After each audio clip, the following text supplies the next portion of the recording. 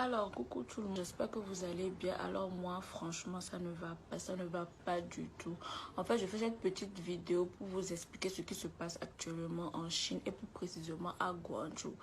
Et je tiens à vous préciser que Guangzhou est une ville et non une province. Alors, j'ai fait 7 ans en Chine, je suis actuellement à Guangzhou, qui est la ville commerciale, d'où une très grande population africaine, enfin la plus grande population africaine en Chine réside à Guangzhou en fait.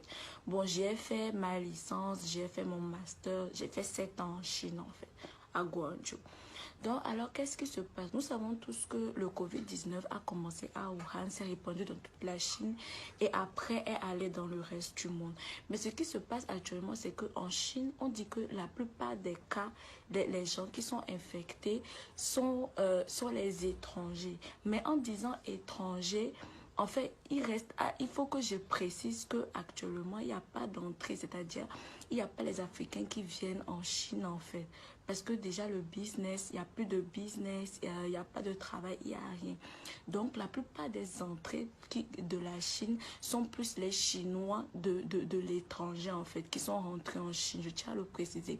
Mais il y a de cela quelques jours, on a dit qu'on a recensé 300 000 cas d'Africains qui ont été infectés, tout en sachant que Guangzhou est une ville et non une province. Et après, ils ont détourné, enfin CCTV a nié les faits en disant que c'était faux, qu'il n'y avait pas 300 000 cas. Après, on a dit, il y a eu une vidéo qui était sur la toile. Alors la vidéo montrait une chinoise, une chinoise qui avait les blessures sur sa face et sur son cou. Et les reporters disaient que en fait cette chinoise a été agressée par un Nigérian qui a été infecté et qu'on devait le prendre en charge, mais il a refusé et il s'est enfui. Cette information a été un peu douteuse vu que on sait tous que la Chine fait partie des pays les plus sécurisés du monde. Il y a les vidéos, les caméras de surveillance partout. Donc dire qu'un Chinois a tapé une Chine, enfin, excusez-moi, un Nigérien a tapé une Chinoise et il n'y a pas eu de vidéo qui montrait clairement ça. Ça restait à revoir et il y a la sécurité. Donc, le Nigérian ne pouvait pas partir comme ça tout en ne sachant pas où il était allé en fait.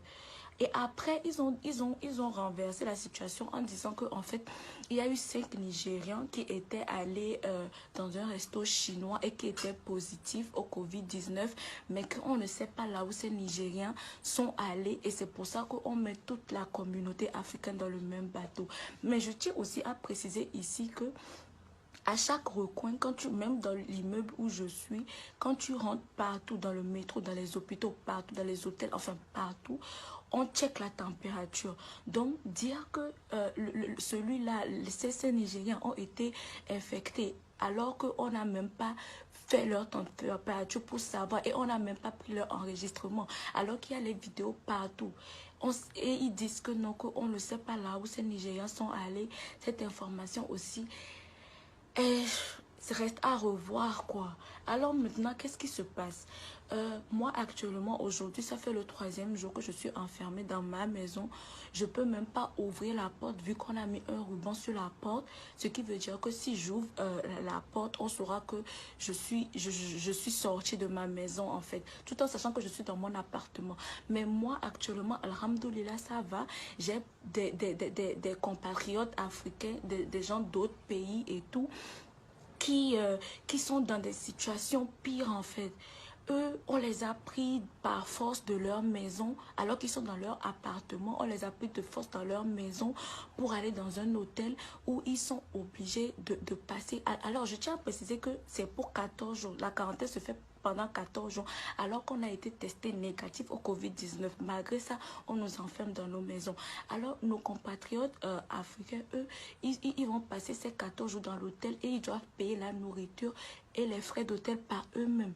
Alors que ça fait déjà quoi 3 mois qu'il n'y a pas d'entrée, il n'y a pas de travail, il n'y a pas d'entrée. Tout est fermé en Chine. Enfin, il n'y a rien à faire, quoi. Tout est fermé en Chine alors qu'on paie nos appartements. Et ils se disent que ces personnes vont trouver l'argent où, en fait. Ils vont trouver l'argent où. Il y en a, les bailleurs profitent de cette situation pour chasser les gens de leur maison sans raison valable, juste parce qu'on leur a dit que en fait les Africains ne sont plus bienvenus dans leur pays. Donc du coup, même moi précisément, je ne peux même pas aller en bas pour aller payer, pour faire les emplettes en fait. Comment je fais, c'est que il faut scanner un code ou les appeler, leur dire ce que tu veux, les payer et ils amènent ça, ils mettent ça devant ta porte.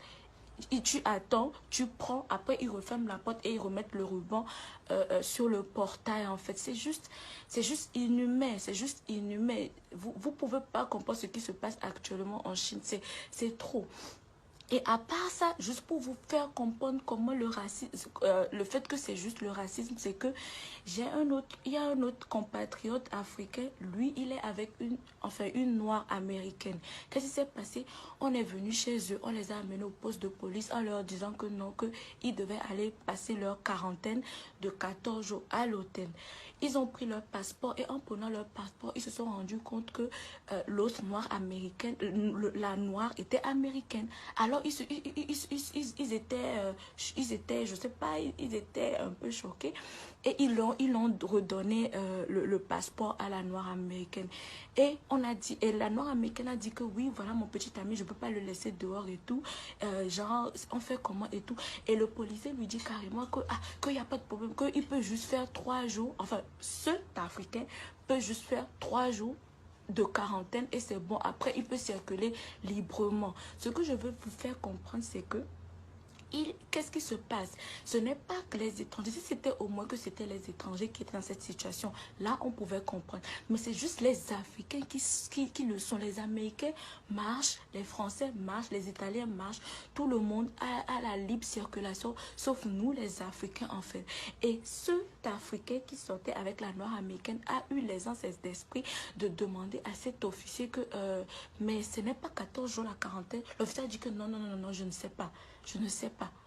Donc, voyons un peu cette discrimination envers les Africains. On n'a pas le droit de rentrer dans les hôtels, de rentrer dans les restaurants, de payer n'importe quoi. Même quand tu descends dans la rue, si la Chinoise voit qu'il y a un Africain en liberté, il a le droit de le dire aux policiers en fait. Alors, comme je l'ai toujours dit, en fait, le problème, ce n'est pas la faute aux Blancs, ce n'est pas la faute aux Chinois ou à n'importe quelle race. En fait, c'est nous les Africains. Parce que durant cette situation, les Chinois nous font ça, les Chinois font ça aux Africains. Pourquoi? Parce qu'ils savent que même s'ils le font, il n'y aura pas gain de cause. Ils ne peuvent pas faire ça aux Américains, ils ne peuvent pas faire ça aux Français, aux Européens, non. Ils le font juste aux Africains parce qu'ils savent que les Africains, il n'y aura pas gain de cause en fait. Vous voyez un peu, j'avais posté des vidéos où on voyait les Nigérians qui étaient dehors parce qu'ils avaient fait leur quarantaine de 14 jours à l'hôtel et après on les a fait sortir comme ça et on leur disait que non, qu'ils ne pouvaient pas aller dans un hôtel en fait. Mais il n'y a que le consul du Nigeria qui s'est levé à parler à ces autorités chinoises. Et ce qui est un peu choquant aussi, c'est que ces autorités chinoises n'avaient rien à dire. Ils n'avaient pas de preuves. Ils ne disaient pas pourquoi ces Nigériens étaient dans cette situation. Vous voyez, c'est seulement le consul du Nigeria qui fait ça. Alors, le consul du Togo est où en Chine?